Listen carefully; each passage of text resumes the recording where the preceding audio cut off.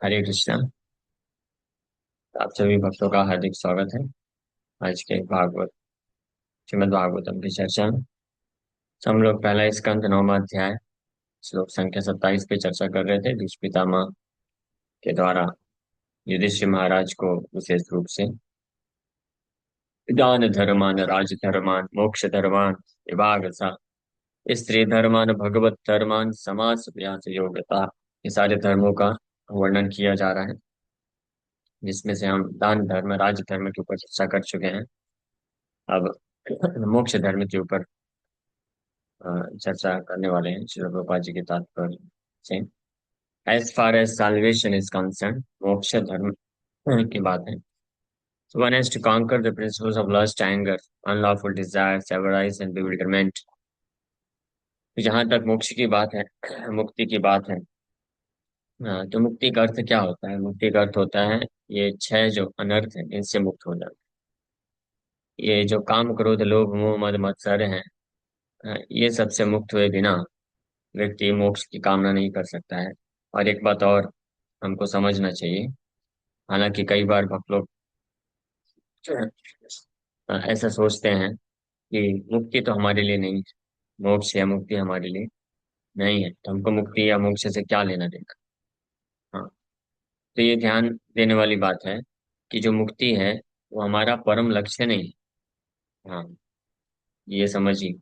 लेकिन मुक्ति की अवस्था को प्राप्त करना अनिवार्य है। बिना मुक्त हुए कोई भी व्यक्ति भगवत भक्त नहीं बन सकता। और मुक्ति का अर्थ क्या होता है? जो मायावादी, ज्ञानी, निराकारवादी, उनका जो मुक्ति का डेफिनेशन है दैट इज डिफरेंट। हम उस मुक्ति की बात नहीं कर रहे। निर्विशेष ब्रह्म अ, में विलीन होने वाली मोक्ष की बात नहीं कर रहे। ठीक है। मुक्ति का अर्थ होता है कि समस्त प्रकार के अवांछनीय जो तत्व हैं हृदय में, अ, अवांछनीय इच्छाएं हैं, काम है, क्रोध, लोभ, मोह, मद, मत्सर, इससे मुक्त हो जाना। ये जो भौतिक उपाधियां हैं उससे मुक्त होना। मुक्ति का अर्थ ही होता है, भागवत में नारद मुनि हमको मुक्ति का डेफिनेशन बताते हैं कि मुक्ति हित्वा अन्यथा रूपम स्वरूपेण अवस्थिति। मुक्ति का अर्थ होता है जितने भी अन्यथा रूपम हमने स्वीकार कर रखा है, अनेकों प्रकार की, अलग अलग प्रकार की उपाधि, कि मैं ये हूँ, मैं फलाना हूँ, ढिमकाना हूँ, मैं इंडियन हूँ, मैं लड़का हूँ, मैं लड़की हूँ, स्त्री हूँ, पुरुष हूँ, मैं सुंदर हूँ, मैं बदसूरत हूँ, मैं गरीब हूँ, मैं अमीर हूँ, मैं बुद्धिमान हूँ, मैं मूर्ख हूँ, या मैं इस जगत का, मैं इस क्षेत्र का कंट्रोलर हूँ, ये मेरे लिए है। ये सारी जो, ये अहम ममती जो है, देहात मूर्ति या इस भावना से मुक्त होना ये अनिवार्य है ना। जस्ट लाइक वैष्णव बनने के लिए यहाँ ब्राह्मण होना जरूरी है। बिना ब्राह्मण बने कोई वैष्णव बन नहीं सकता। ब्राह्मण के प्लेटफॉर्म को ट्रांसेंड करना ही पड़ेगा। जस्ट लाइक आप एरोप्लेन में सवार होकर के किसी दूसरे देश जाना चाहते हैं, तो आपको एयरपोर्ट पहुंचना ही पड़ेगा। एयरपोर्ट पहुंच करके ही आप जो है टेक ऑफ ले सकते हैं। आपके घर के छत में आकर के नहीं टेक ऑफ लेने आएगा एरोप्लेन। हाँ, तो घर को छोड़ करके सारे ट्रैफिक को क्रॉस करते हुए एयरपोर्ट पहुंचेंगे, तो एयरपोर्ट है ब्राह्मण, ब्राह्मणिकल प्लेटफॉर्म। और फिर वहां से व्यक्ति मुक्त हो सकता है, वहां से टेक ऑफ ले सकता है। हाँ, तो ये जो टेक ऑफ लेना है ये है मुक्ति की अवस्था। लेकिन ये भी परमानेंट नहीं है। अल्टीमेटली हमको टेक ऑफ लेकर के लैंड करना है हमारे उचित डेस्टिनेशन में। उसको बोलते हैं भक्ति। ठीक है। मेरे ख्याल से क्लियर होगा आप लोग को। हाँ, तो ब्राह्मण बने बिना व्यक्ति मुक्ति को प्राप्त नहीं कर सकते, और बिना मुक्ति प्राप्त किए व्यक्ति जो है वैष्णव नहीं बन सकता। हाँ, तो जब ब्राह्मणिकल क्वालिफिकेशन, जब कोई व्यक्ति ब्राह्मण बनता है, हाँ, तो वो सात्विक सतोगुण में आता है, उसके पास ज्ञान होता है, और फिर वो उचित प्रकार से साधन भक्ति को स्वीकार करता है, और गुरु के मार्गदर्शन में रहते हुए, सतोगुण का पालन करते हुए जब साधना करता है, तो फिर वो मुक्ति को प्राप्त करता है, मोक्ष। हाँ, मुक्ति मतलब जितने भी अन्यथा रूप हैं उससे मुक्त हो जाता है, लस्ट, एंगर, ग्रीड, ये सब से मुक्त होकर के फिर जो है मद भक्ति लभते पराम, भगवान बोलते हैं ब्रह्मभूत स्थिति में पहुंचता है कि आई एम स्पिरिट सोल, आत्म साक्षात्कार को प्राप्त करता है। when one actually becomes self realized, from that point onwards the actual or factual devotional service begins। जब कोई ब्रह्मभूत है, आत्म साक्षात्कार की स्थिति को प्राप्त करता है, तो वहां से ही वास्तविक भक्ति फिर चालू होती है। भगवान कृष्ण भी भगवद गीता में स्पष्ट बोलते हैं, ब्रह्मभूत प्रसन्न आत्मा न सोचती न कांक्षति। जब ब्रह्मभूत की स्थिति में कोई होता है, आत्म साक्षात्कार की स्थिति को प्राप्त करता है, यानी ब्राह्मणिकल प्लेटफॉर्म से भी को ट्रांसेंड कर जाता है, मुक्ति की अवस्था को प्राप्त करता है। ब्रह्मभूत स्टेज मतलब मुक्ति की स्टेज। तो वहां पे न सोचती न कांक्षती, ना तो वो किसी चीज के लिए शोक करता है, मेरा भौतिक जगत में कुछ छिन गया, खो गया, मेरे साथ अन्याय हुआ है, दुराचार हुआ है, मेरा मुझे लूटा गया है, मेरे साथ गलत व्यवहार हुआ है। ये जितने भी प्रकार की धारणाएं हैं, जो जिसमें हम अपने आप को प्रताड़ित समझते हैं, या जिसमें हम किसी से सांत्वना प्राप्त करना चाहते हैं, है ना, तो इसको बोलते हैं सोचती। तो न सोचती और न कांक्षती मतलब ना ही वो कुछ प्राप्त करना चाहता है, ना तो भौतिक संसार के संसाधन, ना नेम फेम मान सम्मान या रिकॉग्निशन, मुझे कोई रिकॉग्नाइज करना चाहिए, मुझे कोई प्रेम करना चाहिए, मुझे कोई हाँ और सुख सुविधा देना चाहिए, कुछ चाहिए इस संसार का भोग, वो भी नहीं चाहिए। तो न सोचती न कांक्षती समः सर्वेषु भूतेषु। तो किसी भी जीव से, किसी भी व्यक्ति से कुछ आकांक्षा नहीं रखता है, लेकिन फिर भी उनके साथ समभाव रखता है। समः सर्वेषु भूतेषु मद भक्ति लभते पराम। वहां से मेरी पराम भक्ति या एक्चुअल भक्ति, वास्तविक जो भक्ति है, प्राप्त करता है। ये भगवान कृष्ण इस श्लोक में स्पष्ट बताते हैं। तो इसलिए हम सबको ये जानना बहुत जरूरी है कि ये मोक्ष धर्म, विश्व पितामह मोक्ष धर्म क्यों बता रहे हैं। ये अल्टीमेट उद्देश्य नहीं है, वो तो महाजन है, लेकिन वो सब चर्चा क्यों कर रहे हैं। ये सारे दान धर्म, और राज धर्म, मोक्ष धर्म, स्त्री धर्म, ये सब की आवश्यकता क्यों है। वो इसीलिए है क्योंकि ये सब व्यक्ति को हेल्प करता है अपना परम लक्ष्य कृष्ण भावना मृत्यु को प्राप्त करने के लिए।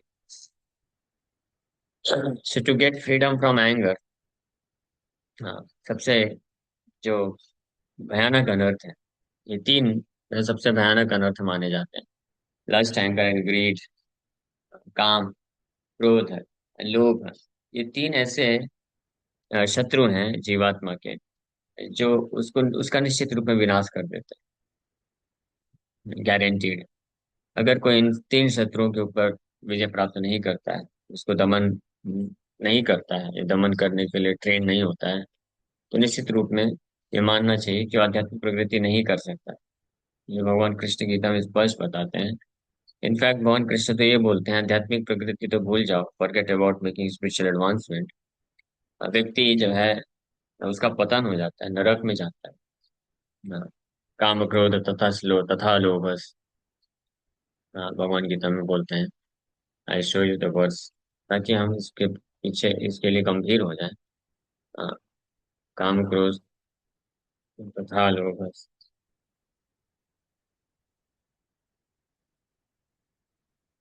कभी कभी कुछ कुछ भक्त लोग भी होते हैं, तो ऐसा वो सोचते हैं कि अब तो हम भजन कर रहे हैं, हम तो कृष्ण का भजन कर रहे हैं, हाँ, तो क्या फर्क पड़ता है, हम क्रोध भी करते हैं, हम काम वासना को भी लेके रखे हैं, लालच भी करते हैं, तो इसमें क्या दिक्कत है।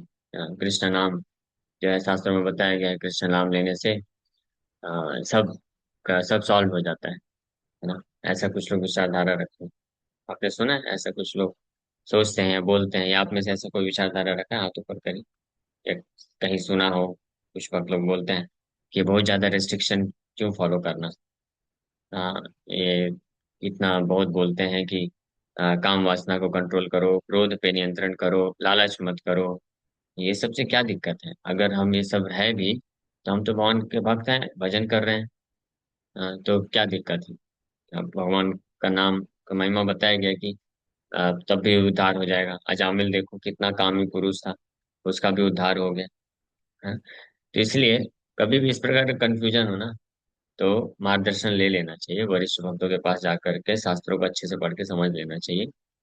ये जो शास्त्र के वचन है उसमें टर्म्स एंड कंडीशंस होती हैं, ध्यान रहे। अजामिल बहुत कामी पुरुष बन गया था और वैश्या के गर्भ से 10 पुत्र उत्पन्न किया। जब फाइनली आखिरी पुत्र 88 वर्ष की उम्र में भी जब इतना वृद्ध हो गया तब भी एक पुत्र को प्राप्त किया, उसका नाम नारायण है। तो ध्यान रहे कि ऐसा नहीं है कि अजामिल बहुत कामी पुरुष था, बहुत पाप किया, चोरी भी किया, मर्डर भी किया, सब कुछ किया और आखिरी में नारायण नाम ले लिया तो उसका भी उद्धार हो गया। तो हम भी ऐसा करेंगे। अगर पहली बात तो आखिरी में भगवान के नाम मुंह से निकल पाए इसकी कोई गारंटी नहीं, लेकिन अगर निकल भी जाता है तो there is quality of such chanting, ये ध्यान रखना चाहिए। वो जो हरिनाम है, जिस हरिनाम की बात की जाती है कि व्यक्ति को समस्त पापों से मुक्त कर देता है, व्यक्ति पूर्ण रूप से मुक्त हो जाता है, वो हरिनाम ऑफेंसलेस चैंटिंग होना चाहिए, निरपराध होना चाहिए। है ना, अजामिल जो है निरपराध जब नारायण को पुकारे थे, नामाभास था, अपराध युक्त नहीं था। लेकिन कोई व्यक्ति अगर इस भावना से अ, ये भावना रखता है कि मैं तो भगत हो गया हूँ, मैं नाम जप करता हूँ, तो मैं भी पाप करता हूँ, क्रोध थोड़ा बहुत तो किसी के ऊपर क्रोध करके उड़ा भी देता हूँ, तो क्या फर्क पड़ेगा, भगवान का नाम मुझे उद्धार कर देगा। तो ये जो भावना है ये अपराधजनक है। ये भावना का अर्थ होता है इस आत्मा नाम अपराध है, नाम के बल पे पाप करना, ये सोचना कि नाम हरि नाम से तो मेरा उद्धार हो ही जाएगा, इसलिए मैं अपनी जो अनर्थ है, वासनाएं हैं, उसको नियंत्रण करने का जरूरत नहीं। जैसा चल रहा है वैसे चलने दो। हाँ, तो ये जो है नाम अपराध की तरफ लेके जाएगा। और ऐसा नाम अपराध में जब किया हुआ व्यक्ति कभी भी मुक्ति को प्राप्त नहीं कर सकता है, भगवान के धाम को जाना तो दूर की बात है। तो इसलिए शास्त्रों में भगवान बहुत स्पष्ट इंस्ट्रक्शन दिए हैं। 16वें अध्याय का 21 नंबर श्लोक है, इसको ध्यान से सुनिए। त्रिविधम नरकस्येदम द्वारम नाशनम आत्मना काम क्रोधस्तथा लोभस्तस्मादेतत्त्रयम् त्यजेत। भगवान बोल रहे हैं, there are 3 gates leading to this hell. ये नरक की तरफ ले जाने वाले 3 गेट हैं, लस्ट, एंगर, ग्रीड, काम, क्रोध, लोभ। Every sane man should give this up for the lead to the degradation of the soul. कोई भी हाँ, जो चीर व्यक्ति है, साधु है, ये साधु बनना चाहता है, उसको चाहिए कि उन तीनों का त्याग कर दे, क्योंकि ये तीनों जो हैं आत्मा के पतन का कारण बनते हैं। त्रिविधम नरकस इदम, कौन बोल रहे हैं, तीन त्रिविधम नरकस्य इदम, ये नरक की तरफ ले जाने वाले होते हैं। द्वारम, हाँ, नाशनम, नाशनम मतलब विनाश कर देते हैं, आत्मना, आत्मा को विनाश कर देते हैं। काम क्रोध तथा लोभ तस्मादेव त्रयम त्यजेत। भगवान बोल रहे हैं we we can not neglect these instructions. समझिए, इस बात को हमको समझना चाहिए ध्यान से कि भगवान कृष्ण के इन आदेशों को हम नेग्लेक्ट नहीं कर सकते। केवल ये बोल करके कि अब तो मैं भक्त हो गया हूँ। तस्माद, तस्माद मतलब देयर फोर, फिर ए तत्रयम, इन तीनों को भगवान बोल रहे हैं त्यजेत। त्यजेत का अर्थ होता है मस्ट। जहाँ पे भी संस्कृत में त्यजेत, प्रपद्येत, ये शब्द आता है, हाँ, तो इसका अर्थ होता है कि व्यक्ति को करना ही पड़ेगा, ही मस्ट डू इट। जैसे जस्ट लाइक भागवत में बताया गया, तस्मात् गुरुम प्रपद्येत, हाँ, जिज्ञासु श्रेय उत्तम। ऐसा व्यक्ति जो अपने जीवन में वास्तविक लाभ, अपने मनुष्य जीवन को वास्तविक रूप में सफल बनाना चाहता है, तो तस्मात् गुरुम प्रपद्येत, तो उसको गुरु के पास जाना ही चाहिए। He must, he can not avoid approaching upon a spiritual master. तो इसी प्रकार से भगवान यहाँ पे बोल रहे हैं, तस्मात् एतत् त्रयम् त्यजेत, व्यक्ति को इन तीनों को त्याग करना ही पड़ेगा। कौन कौन, काम, लस्ट, क्रोध, एंगर, एंड लोभ, लालच। ये तीनों बहुत भयानक है। तो अब ये बात हो सकती है कि ये हमारे वश में नहीं, हम इसको कैसे त्याग करें, तो उसके लिए ट्रेनिंग है।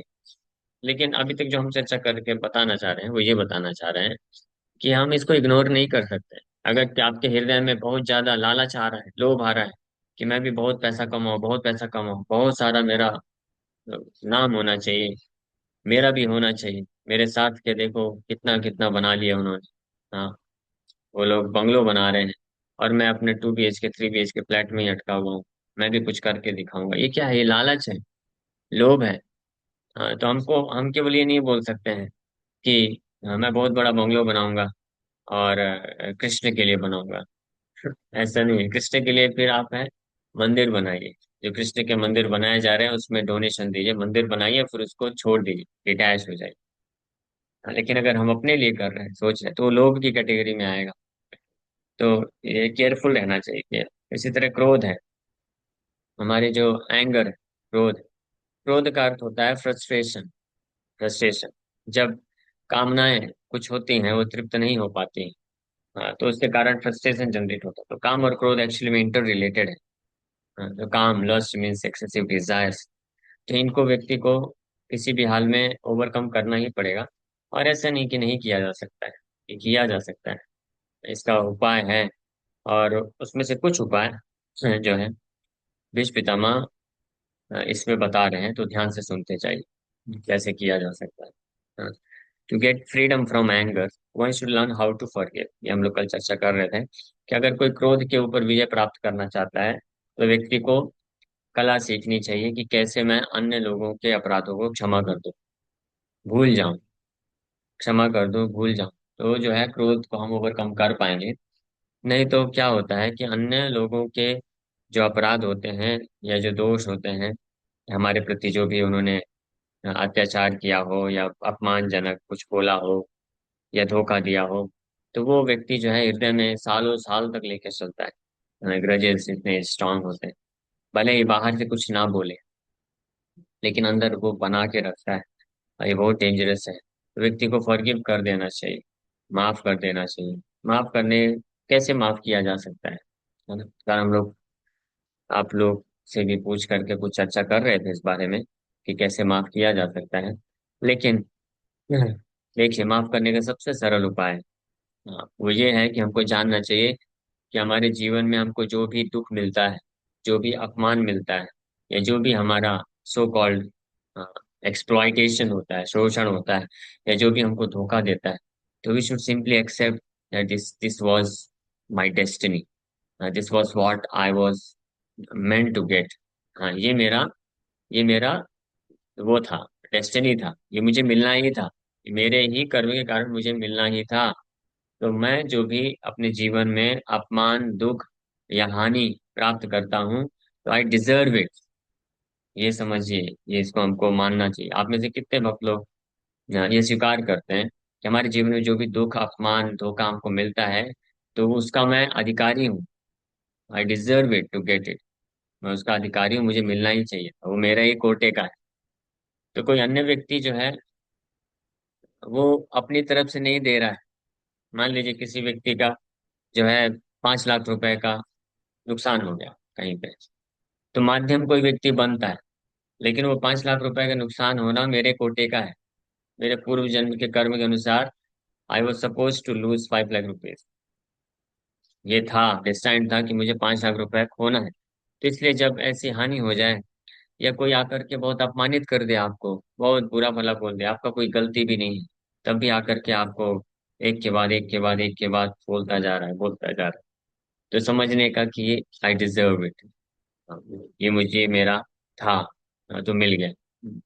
तो ऐसा जो आत्मज्ञानी व्यक्ति होता है, जो इस जो तत्व को जानता है, तो वास्तव में वो खुश हो जाता है।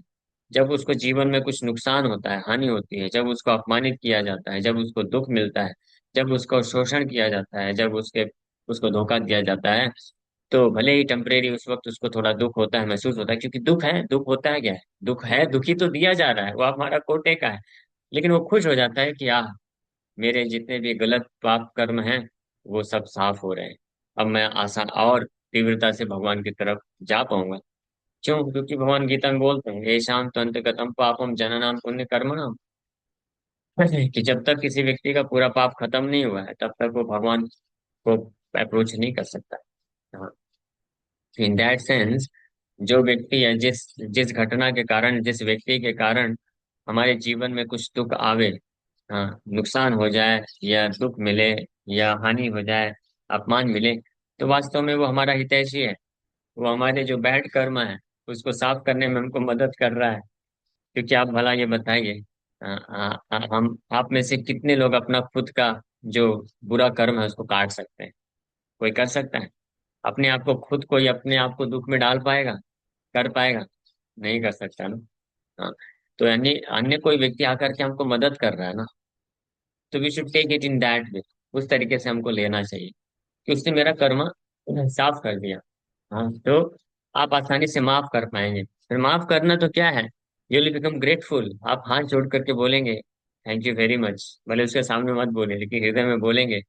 जैसे मान लीजिए आज आप में से कोई भक्त आज ऑफिस गया, और ऑफिस में गया, आपने सब कुछ अच्छे से काम किया था, लेकिन आपका कलीग है या बॉस है या कोई भी है, मैनेजर है, वो समझा नहीं और आ करके आपके ऊपर चिल्लाना चालू कर दिया। सब तुम बदतमीज हो, तुम निकम्मे हो, तुम कामचोर हो, तुम ऐसे हो वैसे हो, कभी ढंग से काम नहीं करते हो, ऐसे ऐसे बोल दिया। कितना बुरा लगेगा ना। हाँ, उस वक्त तो बुरा लगेगा, लेकिन अंदर से धन्यवाद देना चाहिए, धन्यवाद प्रभु, आपने मेरे इतने सारे कर्म को काट दिया।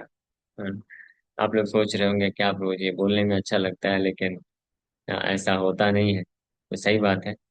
हाँ, ये जो है आसान नहीं होता है, लेकिन जिसके पास ज्ञान होता है, जो तत्व जानता है, वो कर भी सकता है, ऐसा कर पाता है। प्रभुपाद जी का एक उदाहरण आता है। प्रभुपाद जी विदेश में एक स्कूल में प्रवचन किए। क्रिश्चियन स्कूल था, सब क्रिश्चियन लोग थे। तो प्रवचन में प्रभुपाद जी कृष्ण के संदेश, भगवत गीता का संदेश देने का प्रयास कर रहे थे। तो उसी स्कूल में एक जो है बंगाली व्यक्ति था, उसी क्लास में बैठा था, सुन रहा था। बंगाल का एक व्यक्ति, भारतीय। तो वो प्रवचन के बाद पूरे सभा में, जहाँ पे सारे टीचर्स थे, बच्चे थे, सबके सामने प्रभुपाद जी का निंदा करना चालू कर दिया, अपमानित करना चालू कर दिया। बोलने लग गया कि स्वामी जी, ये क्या धंधा आपने बना रखा है, आप इन लोगों को अपने धर्म को क्यों जबरदस्ती थोपने का प्रयास कर रहे हैं, ये लोग अपना अपना धर्म फॉलो कर रहे हैं, आप अपने धर्म को क्यों देना चाहते हैं, ऐसे ऐसे करके बहुत कुछ बोला। प्रभुपाद जी कुछ बोले नहीं, बस सुनते रहे। फिर फाइनली जब एंड हो गया, तो प्रभुपाद जी के एक शिष्य जो उस बंगाली व्यक्ति को लेके आए थे, उनके मित्र थे वो, तो प्रभुपाद जी के पास जाके माफी मांगते हैं कि प्रभुपाद जी क्षमा कर दीजिए, वो मेरा मित्र है, मुझे मालूम नहीं था कि वो इस प्रकार से आपके ऊपर ऐसा अपमानजनक तरीके से बोलेगा, मुझे मालूम होता तो मैं उसको कभी नहीं लाता, तो मैं क्षमा मांगता हूँ। तो प्रभुपाद जी बोले नहीं, क्षमा मांगने की कोई आवश्यकता नहीं है, वो मेरे ही पूर्व जन्म का कुछ इतिहास, कुछ कर्म है जो क्लियर हुआ। मैंने इसी जन्म में उसको जो है अपमानित किया होऊंगा, इसलिए वो आकर के अभी वो जो है भरपाई करके चला गया, हिसाब बराबर कर दिया। तो प्रभुपाद जी इस प्रकार से लेते हैं। सो लेकिन हम में से अगर कोई होता तो सोचिए, हम लोग तुरंत पलट के जवाब देते हैं कि मुझे कैसा कैसा बोल सकते हो, इमीडिएटली रिएक्शन हम दे देते हैं ना। इसको बोलते हैं क्रोध। लेकिन अगर आप ये ज्ञान रखेंगे कि नहीं, ये वास्तव में मेरा ही कर्म है, तो हम आसानी से माफ कर पाएंगे। तो माफ करके बल्कि हम कृतज्ञता रख पाएंगे। दिस इज वन थिंग, एक ये चीज है कि हम कैसे माफ कर सकते हैं किसी के अपराधों को, ये समझते हुए कि उसने जो भी मेरे प्रति गलत किया है, अपराध किया है, वास्तव में मेरा ही है, उसने कुछ नहीं किया है। तो ये इस प्रकार से हम माफ कर सकते हैं। दूसरी बात है ये जानने के लिए कि अ, व्यक्ति जो वैष्णव होते हैं, भक्त होते हैं, वो कभी अपने आप को महान नहीं समझते हैं। उनको हमेशा ये वैष्णव जो होते हैं, हम वैष्णव बनना चाहते हैं तो हमको हमेशा ये सोचना चाहिए कि अगर मैं हमेशा विनम्रता का भाव रखूंगा, ऋणादपि सुनी चेना चरोरिवा सहिष्णुना मानिना मान देना कीर्तनीय सदा हरि, महाप्रभु बोले, Shri Chaitanya Mahaprabhu will be pleased. अगर मेरा कोई अपमान करता है, मुझे कोई अपराध करता है मेरे प्रति, तो अगर मैं उसको इमीडिएटली माफ कर दूंगा, और अपने आप को विनम्र समझूंगा, तो भगवान श्री चैतन्य महाप्रभु खुश हो जाएंगे। अगर मैं नहले पे दहला करूंगा, टिट फॉर टैट, ईंट का जवाब पत्थर से दूंगा, तो भगवान तो प्रसन्न नहीं होंगे।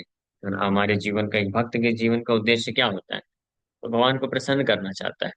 इसलिए इस बात को जानते हुए कि Shri Chaitanya Mahaprabhu will be pleased, भगवान श्री चैतन्य महाप्रभु प्रसन्न हो जाएंगे अगर मैं किसी भक्त के अपमान को या अपराध को, या किसी भी व्यक्ति के अपमान या अपराध को मैं क्षमा कर देता हूँ, भूल जाता हूँ, तो भगवान प्रसन्न हो जाएंगे। तो इस बात को जानते हुए भी एक भक्त जो होता है इमीडिएटली माफ कर देता है, भूल जाता है रातर।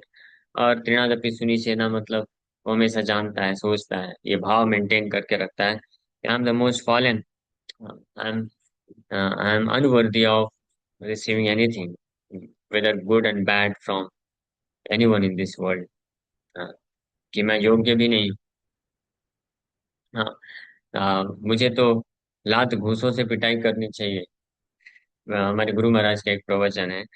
उसमें गुरु महाराज बताते हैं कि नित्यानंद प्रभु जब प्रचार के लिए जा रहे थे तो लोग उनको कैसे कैसे बोल रहे थे।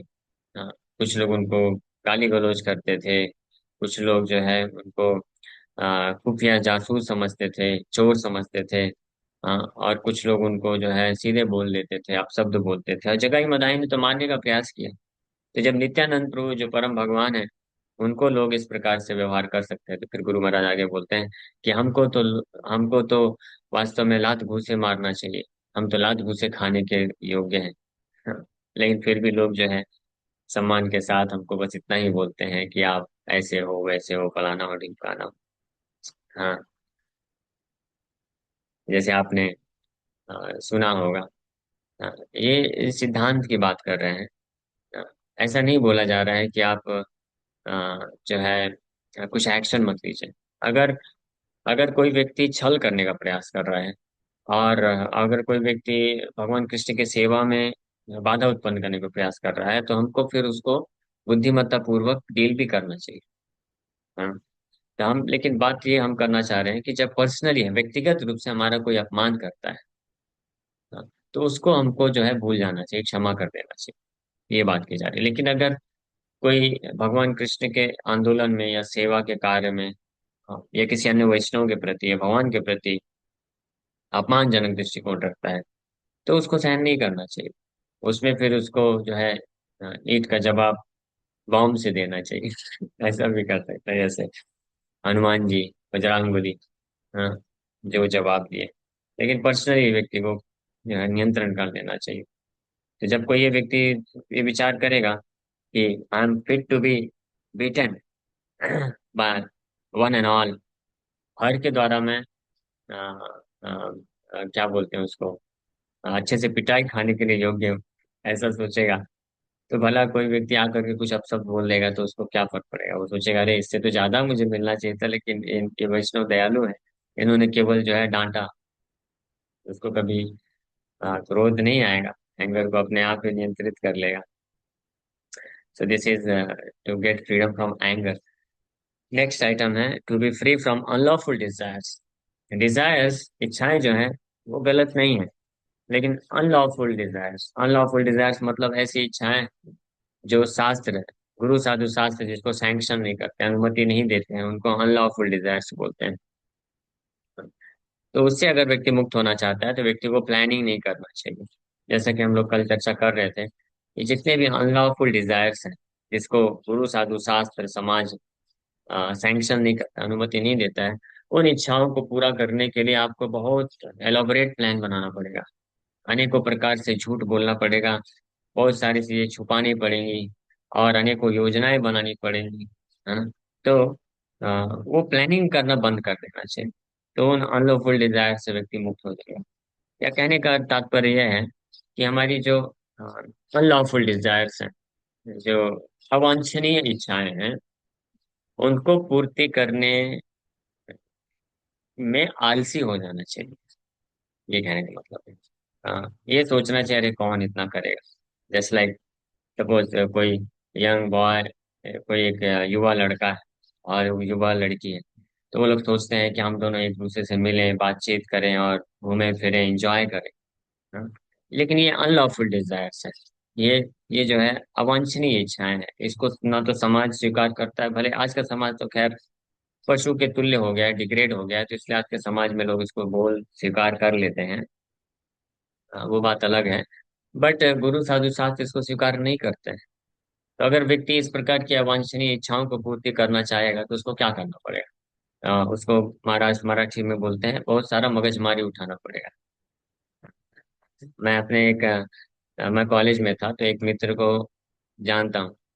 तो वो इसीलिए बच गया ये सब नॉनसेंस चीजों से, क्योंकि वो बोला अरे इतना कौन मगजमारी उठाएगा, मेरे से नहीं होगा यार, मैं आलसी हूँ, मैं इतना खर्चा नहीं कर सकता हूँ, इतना टाइम नहीं दे सकता हूँ, ऐसे छुप छुप के बहुत सारी चीजें ये सब नहीं कर सकता हूँ। हाँ, तो उसको इच्छा थी। हाँ, वो दूसरे लोगों को देखता था तो बहुत इच्छाएं आती थी कि अरे मेरी भी गर्लफ्रेंड होनी चाहिए, मैं भी ऐसे घूमूं फिरूं, एंजॉय करूं। लेकिन जब कोई बोलता था तो ठीक है जाओ, गो अहेड, बोला नहीं यार इतना सा मेरे से नहीं होगा।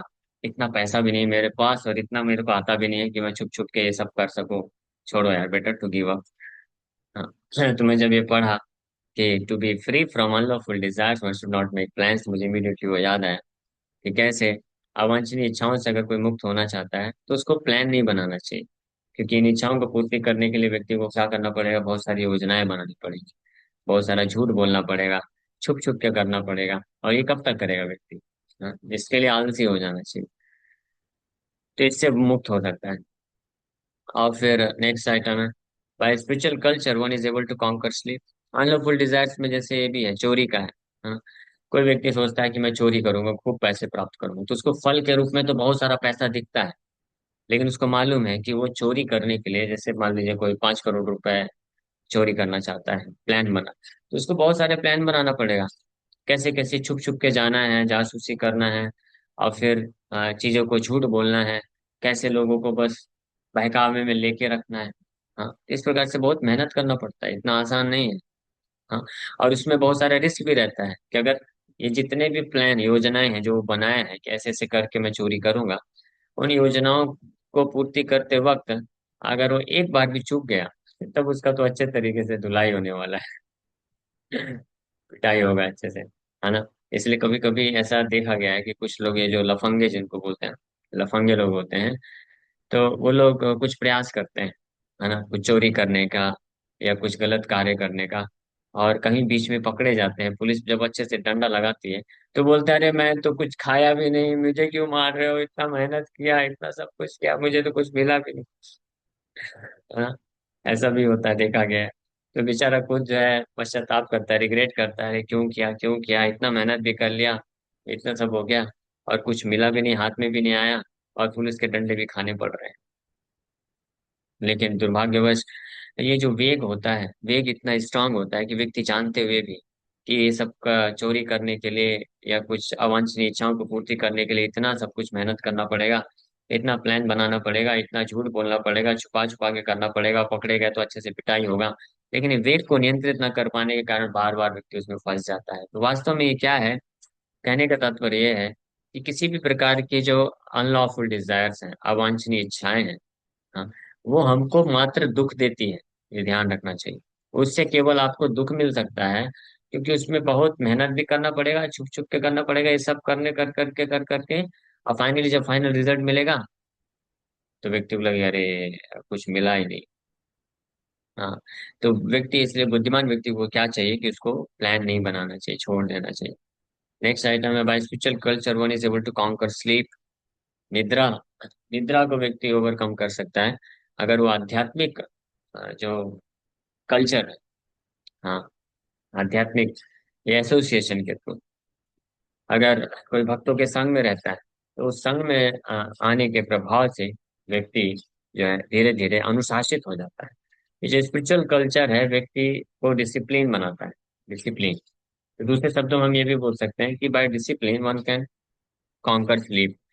अनुशासन, और ये जो अनुशासन होता है ये खुद से नहीं हो सकता, ये समझना चाहिए। तो ये एसोसिएशन का आवश्यकता होता है, कोई ना कोई हमारे ऊपर होना चाहिए, या साथ में इक्वल होने चाहिए और ऊपर होना चाहिए, जो हमको समय समय पे बोल सकें कि इस प्रकार से कार्य नहीं करना होता है, ऐसा नहीं होता। स्पिरिचुअल कल्चर, आध्यात्मिक प्रैक्टिस के माध्यम से स्लीप को कंट्रोल किया जा सकता है। By tolerance only one can conquer desires. और ये जो अनेक प्रकार की इंद्र तृप्ति की इच्छाएं आती हैं, इसको सहन करने से व्यक्ति इसको इसके ऊपर विजय प्राप्त कर सकता है, सहन करने से। क्योंकि ये जो इंद्र तृप्ति की इच्छाएं होती हैं, ये इचिंग सेंसेशन की तरह है ना, इच, खुजली होती है जैसे शरीर में, स्किन में। तो जो व्यक्ति जब खुजली आती है तो उसको अगर सहन कर लेता है मात्र, तो धीरे धीरे खुजली का जो इम्पल्स है वो कम होता जाता है, फाइनली खत्म हो जाता है। वही दूसरी ओर जो व्यक्ति सहन न करके खुजलाता रहता है, तो क्या होता है, तो फिर वहां से खून आने लगता है। प्रोपा जी लेक्चर में बोलते हैं, itching sensation means you go on itching itching and blood comes out. तो वो और दुख को प्रदान करता है। तो इस प्रकार से टॉलरेंस, जस्ट लाइक एक उदाहरण ले सकते हैं, जैसे मान लीजिए किसी को बहुत भूख लगी है ना, तो वो इचिंग सेंसेशन जैसा है कि मुझे दो, खाने को दो, खाने को दो, खाने को दो। लेकिन जैसे जो लोग उपवास करते हैं, निर्जला एकादशी है मान लीजिए, तो जब सुबह का 9:30 10 बजता है, तो वो प्रसाद लेने का टाइम होता है। उस वक्त बहुत भूख लगती है। लेकिन अगर कोई उसको बस सहन कर लिया, तो 1 1.5 घंटे बाद फिर वो जो है कम हो जाता है, फिर भूख नहीं रह जाती है। ये आपने अनुभव किया हो, कितने भक्तों ने अनुभव किया है। आप उपवास कर रहे हैं, बहुत भूख लगी किसी समय पे, लेकिन आपने किसी तरह से सहन कर लिया, तो फिर 2 3 घंटे में फिर वो भूख जो है खत्म हो जाती है, चली जाती है। तो ये हर प्रकार की इंद्रिय तृप्ति जो होती है ना, वो इसी प्रकार से कार्य करते हैं, चाहे वो खाने का हो, सुनने का हो, देखने का हो, स्पर्श का हो, या कोई भी इंद्रिय तृप्ति की भावना है, इच्छाएं हैं, विचिंग सेंसेशन की तरह होती है। उसको अगर उस वक्त कोई बस सहन कर लेता है, तो उसके ऊपर वो विजय प्राप्त कर सकता है। तो भीष्म पितामह कितना अच्छा सिद्धांत बता रहे हैं ना, देखिए, कि tolerance only, by tolerance only, केवल सहन करने मात्र से ही इच्छाओं के ऊपर, इंद्रिय तृप्ति की इच्छाओं के ऊपर व्यक्ति विजय प्राप्त कर सकता है। और इसका विपरीत, उन इच्छाओं को पूर्ति करने का जो प्रयास करेगा, वो और उस उन इच्छाओं का गुलाम बनता जाता है, गुलाम बनता जाता है। हाँ, जैसे टॉलरेंस, मात्र बरसास्तु कौन्तेय शीतोष्ण शीतोष्ण शीतोष्ण सुख दुखदा आगम अपायनो नित्यास्तां तितिक्षसु भारत। वहां से by tolerance one can conquer desires and avarice. Disturbances from various diseases can be avoided by regulated diets. अनेकों प्रकार के रोग से जो दुख मिलता है, अगर कोई अपने डाइट्स, खान पान को रेगुलेट कर दे, कितनी ही मात्रा में खाऊंगा और इन्हीं चीजों को ही खाऊंगा, ये जो चीजें वर्जित है उसको नहीं खाऊंगा, समय पे खाऊंगा, ये कोई करता है, तो धीरे धीरे वो जो रोग के कारण जो डिस्टर्बेंसेस होता है, उससे वो मुक्त हो जाएगा व्यक्ति। And by self control one can be free from false hopes and money can be saved by avoiding undesirable association. हाँ, जो ये झूठी जो आशाएं होती हैं किसी व्यक्ति से, किसी से हम एक्सपेक्टेशन रखते हैं, हाँ, ये डिजीज है ना सबका, एक्सपेक्टेशन, वी एक्सपेक्ट अलॉट, हम लोग बहुत एक्सपेक्टेशन करते हैं किसी व्यक्ति से। हाँ, किसको किसको ऐसा ये प्रॉब्लम महसूस होती है कि हम किसी से बहुत एक्सपेक्ट करने लग जाते हैं, आशा करने लग जाते हैं कि हमारे साथ ऐसा व्यवहार करेंगे, ऐसा हमको डील करना चाहिए, ऐसा हमको देना चाहिए, प्रदान करना चाहिए, ऐसी आशाएं रखते हैं। तो विश्व पितामह बता रहे हैं कि बाय सेल्फ कंट्रोल, अगर अपने पे आत्म संयम अगर रख लें, तो उसके द्वारा जो है ये जो एक्सपेक्टेशंस है उससे हम ओवरकम कर सकते हैं। आत्म संयम, सेल्फ कंट्रोल के द्वारा एक्सपेक्टेशंस को ओवरकम किया जा सकता है। और money can be saved by avoiding undesirable association. और कल हम लोग चर्चा किए थे इसके ऊपर कि पैसा व्यक्ति बचा सकता है अगर अनडिजायरेबल एसोसिएशन, बैड एसोसिएशन उसको बोल सकते हैं, जो दुस्संग है, गलत संगति है, उसको अगर कोई त्याग दे, तो अपने आप बहुत सारा पैसा बचा लेगा। जस्ट लाइक जितने भी डिवोटीज हैं, जो पहले गलत एसोसिएशन में थे, तो वो उनका ये एक्सपीरियंस रहा है कि पहले वो बहुत खर्चा करते थे, महीने में कुछ कुछ लोग हजारों हजारों, कभी कभी लाखों खर्चा कर देते हैं बैड एसोसिएशन के कारण। लेकिन जैसे ही भक्त बनते हैं, अच्छे एसोसिएशन में आते हैं, तो जितना भी फालतू का खर्चा वो सब खत्म हो जाता है। हाँ, और उनका जो है बहुत सारा पैसा बच जाता है, उसका इस्तेमाल फिर हम वैष्णव सेवा और करने के लिए, कृष्ण की सेवा करने के लिए कर सकते हैं। So by practice of yoga one can control hunger. अब भूख के ऊपर अगर कोई विजय प्राप्त करना चाहता है, तो उसको योगा प्रैक्टिस करना चाहिए। योगा अभ्यास के द्वारा भूख के ऊपर विजय प्राप्त कर सकते हैं। And worldliness can be avoided by culturing the knowledge of impermanence. कल हम लोग इसके ऊपर जैसे चर्चा कर रहे थे कि अगर कोई व्यक्ति वर्ल्डलीनेस, हाँ, ये जो भौतिकता, भौतिक चेतना है, भौतिकतावाद की चेतना है, मटेरियलिस्टिक, मटेरियलिज्म, जो मटेरियलिस्टिक कॉन्शियसनेस है, हाँ, उसके ऊपर विजय प्राप्त कर सकता है। इस ज्ञान को, नॉलेज ऑफ इम्परमानेंस, ये भौतिक संसार अनित्य है, इम्परमानेंट है, इस ज्ञान को अनुशीलन करने से, डिस्कशन करने से, कल्टीवेट करने से, कल्चर ऑफ दिस नॉलेज, इसके द्वारा व्यक्ति जो है वर्ल्डलीनेस या भौतिक चेतना को ओवरकम कर सकता है।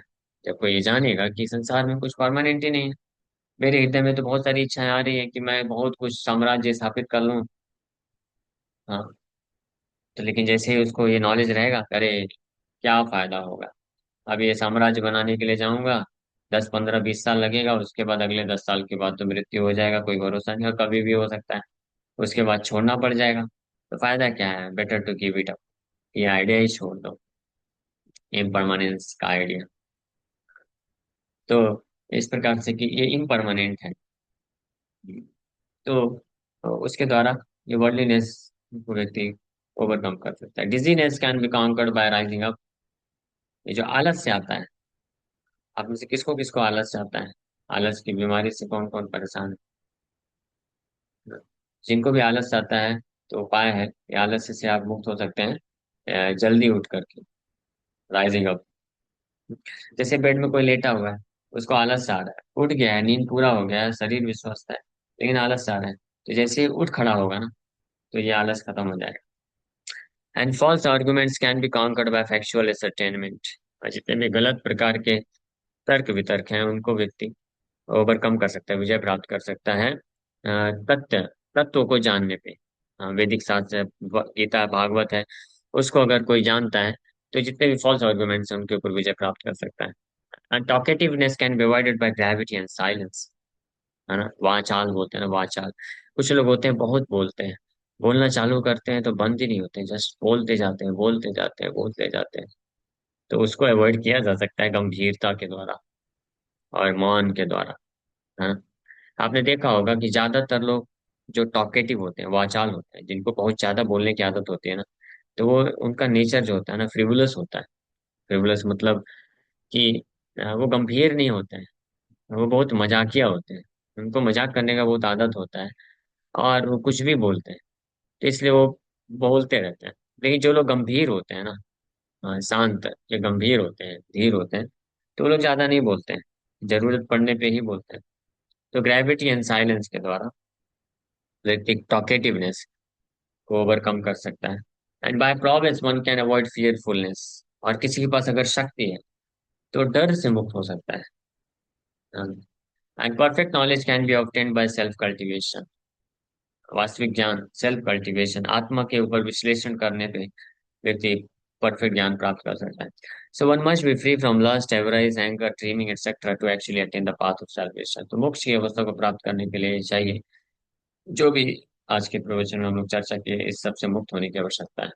ठीक है, हम लोग यहीं पे विराम करेंगे। कल हम लोग ये स्त्री धर्म के ऊपर चर्चा करेंगे, थोड़ा सा ही वर्णन यहाँ पे किया जा रहा है। Thank you very much. Hare Krishna. किसी भक्त का कोई प्रश्न है तो पूछ सकते हैं। हरे कृष्णा प्रभु। तो जी दंडवत प्रणाम। तो जी आप बोल रहे थे जैसे इचिंग सेंसेशन का एग्जांपल दिए कि उसको थोड़ी देर मतलब कंट्रोल करने से वो कम होते हुए दिखेगा। तो ये एक्चुअली बहुत लंबा टाइम होता है क्या? क्योंकि एक्सपीरियंस ऐसे होता है कि अगर हम उसको टालें तो वो और मतलब वो फ्रस्ट्रेशन बढ़ते रहता है। वो जो इचिंग सेंसेशन का जो इम्पल्स है, वो बार बार आ सकता है, लेकिन अगर कोई उसको टॉलरेट करेगा ना, तो वो बढ़ेगा नहीं। वो जिसको आप बोल रहे हैं वो बढ़ रहा है, वो बढ़ नहीं रहा है वास्तव में। वो बार बार आता है, इच करने के लिए फोर्स करता है। लेकिन अगर आप इच करना चालू करेंगे, तो वो और बढ़ जाएगा, और बल्कि वो दुख देगा, और फाइनली ब्लड कम्स आउट। जैसे प्रभुपाद जी बोलते हैं कि खून निकल जाता है व्यक्ति का। जैसे मान लीजिए मेरे हाथ में इचिंग हो रहा है, तो मैं अगर खुजलाऊंगा नहीं तो बार बार आएगा। आप में से किसी ने एक्सपीरियंस किया है क्या कि स्मॉल पॉक्स या चिकन पॉक्स बोलते हैं, वो हुआ है किसी को? तो जब ये होता है, छोटी मात्रा बड़ी मात्रा बोलते हैं, चेचक और स्मॉल पॉक्स हो गया, तो उसमें यही होता है, डॉक्टर स्पष्ट बोलता है कि आप खुजलाना नहीं। तो पूरे शरीर में उसको इचिंग सेंसेशन लगता है। हाँ, तो वो महसूस होता रहता है। लेकिन अगर वो खुजलाता नहीं है ना, तो कुछ दिन में वो धीरे धीरे कम हो जाता है, बॉयल्स भी कम हो जाते हैं। लेकिन अगर खुजला देगा, तो वहाँ पे इमीडिएटली बॉयल्स निकल जाता है और वो बढ़ता जाता है ना। तो पॉइंट ये है, ये जो इचिंग सेंसेशन है ऑलरेडी डिजीज है हमारे अ, हृदय में। वो सेंस ग्रेटिफिकेशन का डिजीज, रोग होने के कारण इचिंग सेंसेशन बार बार आता है।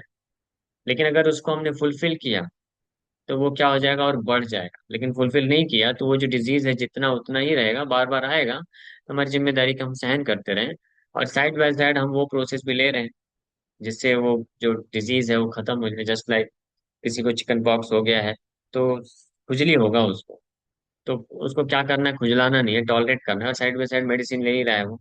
तो मेडिसिन लेने से उसका जो ब्लड है वो शुद्ध भी होता जाएगा।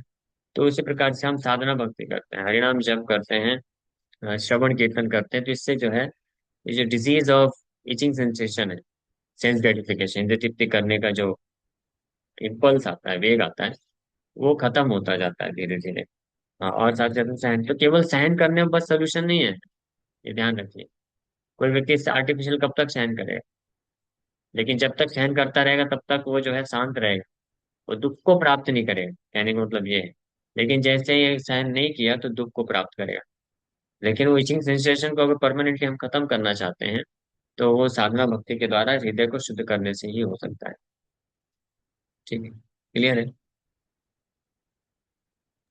Yes Prabhu, thank you. Hare Krishna. Hare Krishna. Yes Mukesh बोलिए। हरे कृष्ण प्रभु। अ, हरे कृष्णा। प्रभु जी, पर लेकिन इसके बियॉन्ड भी एक चीज ये आती है। मैं आपको पूछ रहा हूँ कि जैसे गुस्सा आता है, किसी के लालच आती है, या फिर बर्दाश्त नहीं करने की बात आती है, तो ये जो होता है वो कोई कोई फैक्टर में ये काम करता है कि भाई गुस्सा भी कहाँ करना चाहिए, लालच भी कहाँ करनी चाहिए, बर्दाश्त भी कहाँ करना चाहिए। तो ये सब जो नॉलेज है कि राइट नॉलेज ना, कि भाई गुस्सा भी करना है आपको, लालच भी करनी है, तो ये कहाँ करनी है, तो वो जो बुद्धि और ज्ञान देता है वो तो भगवान ही देता है, और वो भक्त को ही देता है। कभी कभार क्या होता है कि जैसे आपने अभी बताया गुस्सा नहीं करना है, तो जैसे मैं, अगर मैं जुड़ा नहीं हूं कहीं मतलब भगवान से, तो फिर वो चीज नहीं आती है कि कहाँ गुस्सा करना है कहाँ नहीं करना है। फिर ये उल्टा हो जाता है, जहां करना होता है वहीं नहीं करते, और जहां नहीं करना होता है वहीं हो जाता है। तो हाँ एटलीस्ट इसका ये सार तो यही निकल के आता है, if you are connected with God then you can हाँ अप्लाई दिस एवरीथिंग। हाँ, भगवान बुद्धि देते हैं फिर कि हाँ यहाँ पे गुस्सा किया। और कई बार जो गुस्सा जो है ना, मैं आपको एक स्टोरी बताता हूँ तो आप समझ पाएंगे। नारद मुनि एक बार एक सांप को प्रचार किए। नारद मुनि ऐसे प्रचारक है, किसी को भी प्रचार कर सकते हैं। तो सांप को प्रचार किए, देखो त्रिणादपि सुनी चैना तरोरी व सहिष्णु, सहन किया करो, क्रोध नहीं करने का, तब आप भगवत भजन कर पाओगे, वैकुंठ जा पाओगे। तो सांप जो है दंडवत प्रणाम किया, बोला बिल्कुल गुरुदेव, मैं आपकी आज्ञा का पालन करूंगा। नेक्स्ट विजिट में आए तो देखे सांप तो पूरा खून खून से लथपथ है। तो नारद मुनि पूछे, ये क्या हो गया तुमको, ऐसा हाल कैसे हो गया? तो बोले, लोग मारने आए थे लेकिन मैंने आपका आदेश पालन किया, मैं किसी को डसा नहीं, बिल्कुल सहन कर लिया। तो नारद मुनि बोले, अरे मैंने बोला था कि किसी को मत डसो, किसी के प्रति क्रोध मत दिखाओ, लेकिन तुम फुफकार तो सकते थे। हृदय में ये भावना मत रखो कि मुझे हाँ। इसको डसना है।